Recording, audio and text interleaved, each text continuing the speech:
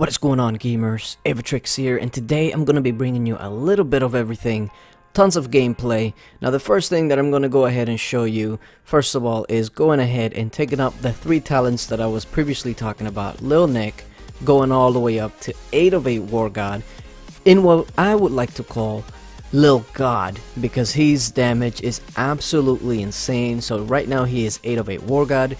Now here I'm taking Ronin's skill up to 8 of 8. And I'm gonna start calling him Warning. That's official. His name is now gonna be Warning. Now Trixie Tree is the other one. Of course she comes with an 8 of 8 War God, but this time I'm going with 8 of 8 War God, 8 of 8 Bulwark. The crest, I guess I'm still not decided, but I guess it is just going to be one of those things that it will depend on the game mode. Now this is the Archdemon right now going on in the Android server.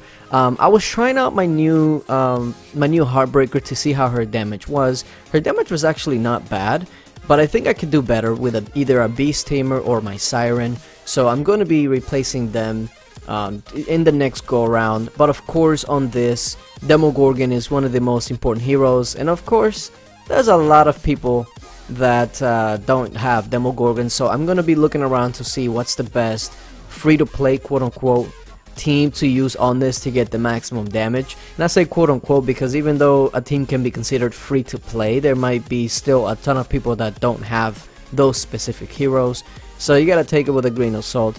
At the end of the day though, just make sure that you do as much damage as you can, because some fame is better than no fame. Absolutely. Now the thought behind this here is using Trixie Treat's Pumpkins to deal massive damage because they themselves count as like another hero.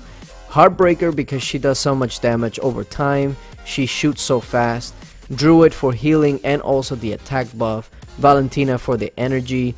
I choose Valentina over somebody like Cupid because Valentina makes sure that they can keep proccing, and also this demon has 8 scatter, so without Valentina there might be a chance that the Demogorgon doesn't even get to get his proc off, and that is not a good thing, because if the Demogorgon doesn't get to proc, then that means that the demon is not going to be blinded and he can possibly one-shot one of your heroes, and also the stun might hit. Another thing to keep in mind is that the stun that the demon does is an area of effect, so you want to have your heroes somewhat separated, kind of like I have them here. Even though this is actually not even that great of an example, if you can, you want to have them separated a bit more. Like I feel the Trixie Treat and the Valentina are a bit too close. Like right now, that stun right there was affecting both of them, and you kind of want to avoid that. The Druid and the Heartbreaker, that's kind of okay, but you still want to have them a little bit more separated if you can help it. The only downside is that you only really get 2 attempts per day, so you got to make sure that you go in there with a specific plan, because you're not going to have many attempts. Now, on the flip side, the good news is that this demon, since it's one of those demons that without a Demogorgon you're probably not going to do a lot of damage, he's going to be here for quite a while. I think this is like the 3rd or the 4th day that the demon is on, and it's only at like 30%, so I'm guessing that it's going to be here for another week or so, maybe at least 5 days. So you have some time to actually go ahead and make sure that you do the best damage that you can with the best team. If I find a free-to-play team that does well on this, I'll go ahead and do a video and get it out for you guys. Now also, I want to make sure that I show the team for those of you that do have a Demogorgon. This is what I'm using. All of the crests are level 4 and higher, and those are the pets and the artifacts and all of that I was using. So that was a team. If you want, you can replicate it, but just keep in mind that I probably will be able to do better with somebody else like a Beast Tamer, etc. Now, with that being said, with the talents being upgraded and my Heartbreaker being in the team, let me go ahead and show you some highlights of Lost Battlefield. I unfortunately missed the day, but that's neither here or there.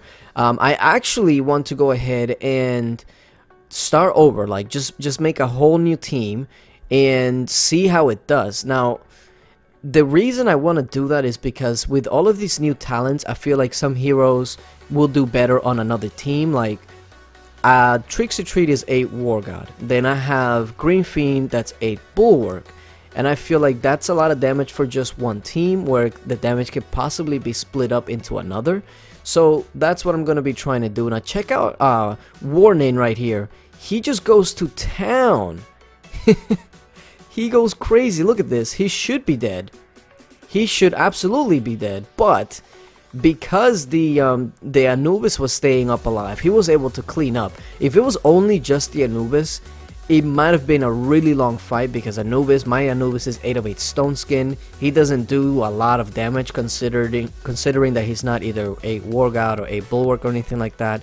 But my Warning was just crazy. I'm gonna try to get some gameplay of just the Warning here, just doing absolute crazy damage on some things, but it'll give you an idea here of just the crazy amount of damage that this guy can do.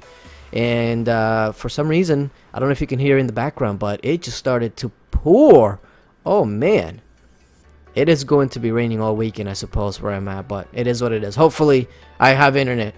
Now on this one, I wanted to actually have my Aries team face off against this. It didn't happen. Good thing is that the Atlantic core didn't cause too many issues for me, at least.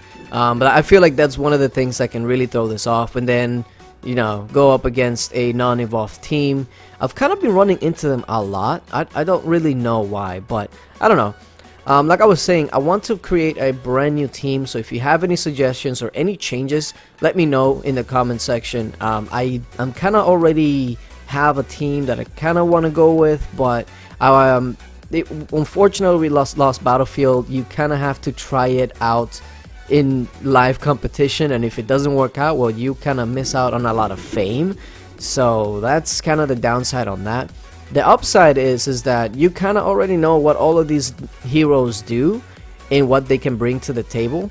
The only thing is that you don't know what the enemy team is going to bring. So this is absolutely a loss. There's no way a little Nick is going to get through an Anubis and a Green Fiend, but it is what it is. Now it comes down to this last team, Aries team versus my Valentina, and that's usually a win for me, just because Valentina's a hard counter for Aries.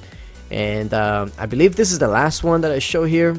So again, we're gonna lead off with the Warning, giving them a warning before it starts. And check out this damage just right here. Bow, bow, bow, bow, bow, bow. It's over. Yeah, he's absolutely insane. For Guild Wars defense, he's also a nightmare, just because he'll, even without proccing, just his auto attack does so much damage. It's ridiculous. So I think this is the last match here. Medusa is still very, very strong hero.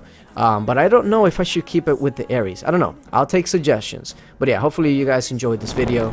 And until later. Bye.